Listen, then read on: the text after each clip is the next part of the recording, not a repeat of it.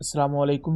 Welcome to इमराद। दोस्तों, दो अहम टॉपिक्स को लेकर बात करने जा रहे हैं। पहला बात करेंगे कि इंडियन एयरफोर्स के एक ही दिन में 2 एयरक्राफ्ट क्रैश हुए हैं, जो कि बहुत ही ज़्यादा अनफॉर्चुनेट होने के साथ साथ बहुत ज़्यादा शॉकिंग और अलार्मिंग भी है कि इंडिया दुनिया की चौथी बड़ी एयरफोर्स है, लेकिन एक ही दिन में 2 एयरक्राफ्ट का क्रैश हो जाना ये कोई छोटी चीज़ नहीं है।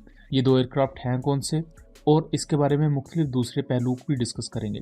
दूसरा बात करेंगे कि हम ये चीज़ देख चुके हैं कि बन्नू अटैक के बाद पाकिस्तान एयरफोर्स की एसेट हाई अलर्ट पर है, और इस चीज़ को डिस्कस किया जा रहा है कि पाकिस्तान एयर स्ट्राइक्स वगैरह कंडक्ट कर सकता है टीटीपी कैंप्स पर जो कि अफगानिस्तान में मौजूद हैं। लेकिन जहां ये तमाम बातें चल ही रही हैं, उस दौरान कुछ सोशल मीडिया प्लेटफॉर्म्स यहां तक क्लेम कर रहे हैं कि पाकिस्तान ने तूरखाम के बॉर्डर पर कब्जा कर लिया है, यानी कि अफगानिस्तान का जो एरिया है तूरखाम बॉर्डर के साथ ही, वहां पाकिस्तान 40 किलोमीटर तक अंदर जा चुका है। इसकी रियलिटी क्या है और इस तरह के नैरेटिव का बुनियादी तौर पर मकसद क्या होता है, इन चीज़ों को डिस्कस करते हैं। सबसे पहले तो अगर हम इंडियन एयरफोर्स के क्रैशेस पर आ जाएं, तो 7 मार्च को इंडियन एयरफोर्स के 2 एयरक्राफ्ट क्रैश हो जाते हैं। सबसे पहला एयरक्राफ्ट जो क्रैश होता है वो इंडियन एयरफोर्स का सिपकट जैगवार एयरक्राफ्ट है, जो कि टैक्टिकल अटैक रोल के लिए यूज होता है, और इसका क्रैश होता है अंबाला में, हरियाणा के एरिया में। एंड सेकंड एयरक्राफ्ट जो क्रैश होता है वो ट्रांसपोर्ट एयरक्राफ्ट इंडियन एयरफोर्स का AN-32। ये रशियन मेड एयरक्राफ्ट क्रैश होता है बेगडोगरा के एरिया में, जो कि वेस्ट बंगाल में है। जैगवार और AN-32 आप कह लें कि पुराने एयरक्राफ्ट है जो इंडियन एयरफोर्स की फ्लीट का हिस्सा है, लेकिन ये अभी भी बहुत ज़्यादा अहम है, और अपने उस खास रोल में ये एयरक्राफ्ट इंडियन एयरफोर्स के लिए बहुत ज़्यादा क्रूशल है। मतलब अगर इनको इस वक्त निकाल दिया जाए इंडियन एयरफोर्स से, तो इंडियन एयरफोर्स की कैपेबिलिटी डाउनग्रेड हो जाएगी। अगर मैं जैगवार फाइटर एयरक्राफ्ट की बात करूं, तो बुनियादी तौर पर ये इंडियन एयरफोर्स का मिराज 3 और मिराज 5 एयरक्राफ्ट है। जैसे पाकिस्तान के पास जो मिराज एयरक्राफ्ट हैं, इनका काम टैक्टिकल अटैक रोल में होता है, और उसमें ये बहुत बेहतरीन भी है। मिराज एयरक्राफ्ट के हार्डली बहुत कम क्रैशेस होते हैं। लास्ट क्रैश भी आई बिलीव 2023 में कहीं जाके एक हुआ था, और उसके बाद से भी अब तक कोई क्रैश नहीं हुआ। जो 2023 में भी क्रैश हुआ था वो भी बहुत लंबे अरसे के बाद हुआ था। उसके मुकाबले में ये जो जैगवार एयरक्राफ्ट है, बहरहाल 1978 में इंडियन एयरफोर्स ने इसका ऑर्डर प्लेस किया था $1 बिलियन के, बस 40 ऐसे जैगवार एयरक्राफ्ट खरीदने थे। Later on Hindustan aeronautical limited के अंदर इनकी लाइसेंस प्रोडक्शन भी की गई। तो इंडियन एयरफोर्स के साथ इनकी सर्विस 1980s 1990s के ईरा से ही स्टार्ट हो गई थी। और श्रीलंका में जो मुख्तलिफ ऑपरेशन हुए 1987 से 1990s तक, इंडिया वहाँ as a peace keeping force के तौर पर गया था। वहाँ इन जैगवार एयरक्राफ्ट का काफ़ी की रोल रहा। इसी तरह कारगिल वॉर में भी जैगवार एयरक्राफ्ट ने परफॉर्म किया हुआ है। इंडिया ने उसके बाद इनके लिए एक अपग्रेड प्रोग्राम लॉन्च किया जिसे डरीन कहा जाता है। इनके display, attack, ranging, inertial navigation जैसे पाकिस्तान ने रोज प्रोजेक्ट अपने मिराज एयरक्राफ्ट के लिए लॉन्च किया था। इस डरीन प्रोजेक्ट में कुछ एयरक्राफ्ट में ELM-2025 एक्टिव इलेक्ट्रॉनिकली स्कैन अरे रडार को लगाया गया, लेकिन ये रडार तमाम एयरक्राफ्ट में लगाया गया।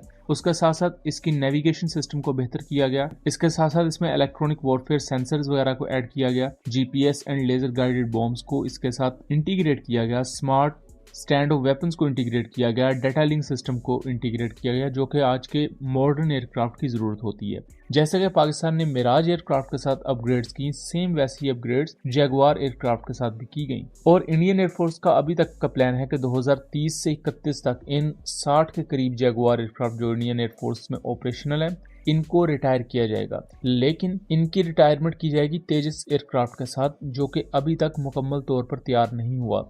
अगर 2030-31 तक तेजस एयरक्राफ्ट की प्रोडक्शन स्ट्रीमलाइन में आ जाती है और इस वक्त जो उसको इश्यूज आ रहे हैं वो कंप्लीट हो जाते हैं, तो इंडिया के पास एक ऐसा एयरक्राफ्ट होगा जिससे जैगवार को रिप्लेस किया जा सके।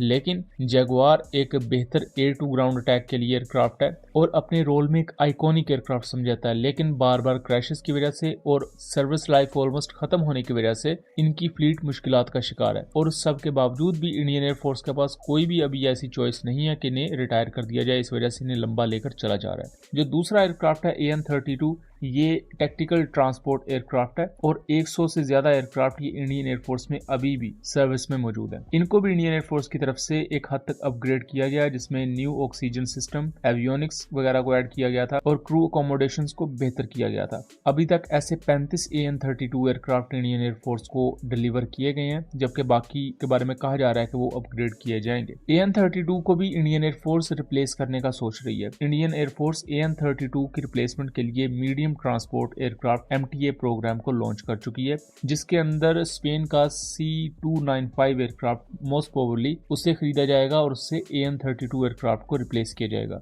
मगर इस पूरे प्रोसेस में कई साल लगने वाले हैं। अब दोस्तों हम दूसरे टॉपिक की तरफ आ जाते हैं।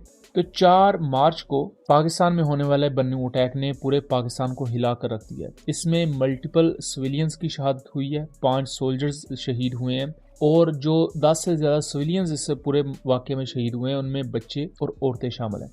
इसके बाद पाकिस्तान में एक बहुत ही ज़्यादा सख्त रद्देअमल देखा जा रहा है और जब इस अटैक की इन्वेस्टिगेशन की गई है तो इसमें मल्टीपल ऐसे टेररिस्ट मौजूद थे जो कि अफगान नेशनल्स थे। इसके फ़ौरन बाद ही पशीन जो कि बलूचिस्तान का एरिया है, वहाँ से 2 TTP के टेररिस्ट गिरफ्तार किए जाते हैं, जिनका एतराफ़ी बयान आप खुद सुने।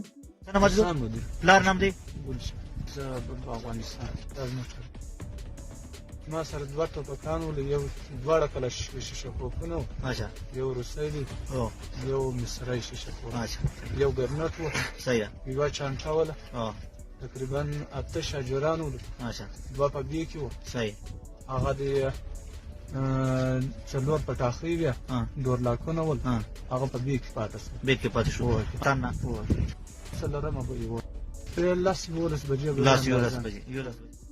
अब इन तमाम चीज़ों के बाद पाकिस्तान में जो अवामी स्कूल ऑफ थॉट है वो ये क्लेम कर रहा है कि अगर अफगानिस्तान से आपके पास इतने ज़्यादा शवाहद मौजूद हैं और वहाँ से टेररिस्ट आ रहे हैं तो आप वहाँ जाके बमबारी करें, क्योंकि ये चीज़ आपकी नेशनल सिक्योरिटी के लिए खतरा है। मींस के सेम वही स्ट्रेटजी जो कि तुर्की अपनाता है कुर्दों के खिलाफ। एक तरफ ये तमाम मामला चल रहे हैं जबकि दूसरी तरफ पाक अफगान बॉर्डर पर क्लैशेस का सिलसिला भी जारी है। 8 मार्च के दिन की बात करूं तो क्लैशेस में काफ़ी हद तक कमी आई है, लेकिन उससे पहले 3 से 7 मार्च के दरमियान ये क्लैशेस इंतहाई ज्यादा इंटेंस रहे और इसमें दोनों साइड पर नुकसान भी हुआ। अफगान तालिबान का बहरहाल नुकसान काफ़ी ज़्यादा हुआ, 6 से ज़्यादा बॉर्डर पोस्ट डिस्ट्रॉय हुई हैं, उनकी विजुअल्स भी आपको देखने को मिल जाएंगे। इसके साथ साथ पाकिस्तान ने इन पोस्ट को डिस्ट्रॉय करने के लिए बख्तर शिकन एंटी टैंक गाइडेड मिसाइल्स का इस्तेमाल किया और आर्टिलरी पीसेस को इस्तेमाल किया गया है। पर अफगान जर्नलिस्ट भी इस चीज़ को एक्नॉलेज कर चुके हैं कि अफगानिस्तान की मल्टीपल पोस्ट डिस्ट्रॉय हुई हैं और 18 से ज़्यादा अफगान सोल्जर भी अपनी जान गंवा बैठे हैं, जबकि पाकिस्तानी साइड पर भी अफगान तालिबान ने मोर्टर शेल्स फायर किए हैं और इसमें भी पाकिस्तान की साइड पर काफ़ी ज़्यादा इंफ्रास्ट्रक्चरल डैमेज हुआ है। 1-2 पोस्ट पाकिस्तान की हिट हुई है। उसके साथ साथ तोरखम के एरिया में एक मस्जिद मौजूद थी जहां अफगान तालिबान का मोर्टर शेल आके गिरा है, उसका मलबा आप यहाँ देख सकते हैं और यहाँ 1 से 2 नमाजी की शहादत की इतलात हैं, लेकिन अभी तक कुछ भी कंफर्म नहीं कहा जा सकता। और इन दोनों डॉट्स को कनेक्ट इस तरह किया जा रहा है कि एक तरफ जब अफगान तालिबान पाकिस्तान के खिलाफ बिला इश्तियाल फायरिंग कर रहे हैं बॉर्डर पर, तो दूसरी तरफ उन्हीं के हमायती याफ्ता TTP पाकिस्तान के अंदर से मुख्तलिफ एरियाज पर अटैक कर रहे हैं और दूसरी साइड मतलब जो पशीन की साइड है, बलूचिस्तान वाली साइड, वहाँ से पाकिस्तान में दरअंदाजी की कोशिशें कर रहे हैं।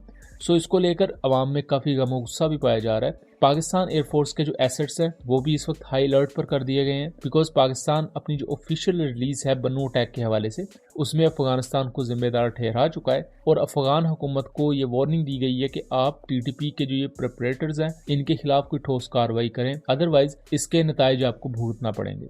इसी के साथ साथ सोशल मीडिया पर एक नैरेटिव है कि पाकिस्तान अफगानिस्तान के अंदर इन्वेड कर चुका है 40 किलोमीटर अंदर या तोरखम से आगे जो अफगान टेरिटरी है पाकिस्तानी फोर्सेज ने वहां कब्जा कर लिया है। सेम वैसा ही नैरेटिव फ्लोट किया गया 6 से 7 मार्च के दरमियान अफगान साइड से, खास तौर पर मैं काबुल फ्रंट जैसे मीडिया एजेंसीज की बात करूं जो अफगान तालिबान के माउथ पीसेज हैं, उन्होंने भी सेम ऐसा ही क्लेम किया था कि अफगान तालिबान पाकिस्तान में दाखिल हो चुके हैं और उन्होंने मुख्तलिफ एरियाज़ को अपने अंडर ले लिया है। तो दोस्तों ये दोनों किस्म के नैरेटिव कि तालिबान पाकिस्तान में दाखिल हुए हैं या पाकिस्तान अफगानिस्तान में दाखिल हुआ है, ये थोरली रबिश हैं, इनमें कोई सच्चाई नहीं है। अब ऐसे नैरेटिव फैलाने का मकसद प्रोपेगेंडा बेसिस के लिए होता है, अपने नैरेटिव को प्रोपेल करने के लिए, क्योंकि अफगान साइड ने जब सबसे पहले ये प्रोपेगेंडा लॉन्च किया कि वो पाकिस्तान में इन्वेड कर चुके हैं तो पाकिस्तानी साइड पर भी बहुत से लोगों ने उसका काउंटर प्रोपेगेंडा लॉन्च कर दिया कि जी हम आपके मुल्क में दाखिल हो चुके हैं। हालांकि दोनों चीज़ें सही नहीं है। जो चीज़ सही है वो मैं आपको यहाँ दिखा रहा हूँ और जो चीज़ें कही हैं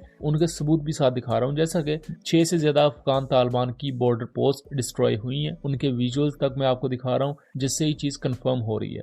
लेकिन ये जो एक दूसरे के मुल्क में कब्जे की बातें हैं, ये एग्जैजरेशन है और ये बिला वजह बातों को तूल दिया जा रहा है। और इन्हीं चीजों को और ऐसे नैरेटिव को ही यूज करते हुए इंडियन मीडिया प्रॉपर ये नैरेटिव अपना रहा है कि पाकिस्तान और Afghanistan all and out war की तरफ चले गए हैं और ये हो गया है और वो हो गया है। कुछ इंडियन मीडिया हैंडल्स ने तो यहाँ तक क्लेम कर दिया हुआ है कि पाकिस्तान ने अपने न्यूक्लियर वेपन्स भी निकालने हैं। सो दोस्तों, ऐसा कुछ नहीं है, अच्छे की उम्मीद रखनी चाहिए। एंड 1 से 2 दिनों तक हमें पाकिस्तान और अफगानिस्तान एक दूसरे को डिप्लोमेटिकली इंगेज करते हुए नजर आ सकते हैं, क्योंकि अगर अफगान तालिबान ने यहाँ अकल के नाखून ना लिए तो नताइज उनके लिए काफी ज्यादा बुरे हो सकते हैं और वो कहीं ना कहीं अफगान साइड पर नजर भी आ रहा है। सो दोस्तों, ये था एनालिसिस। उम्मीद करता हूँ चीजें क्लियर रही होंगी। वीडियो पसंद आई हो तो इसे ज्यादा से ज्यादा शेयर कीजिएगा ताकि इस आगाही को आगे फैलाया जा सके। मिलेंगे अगली वीडियो में, तब तक के लिए अल्लाह हाफिज।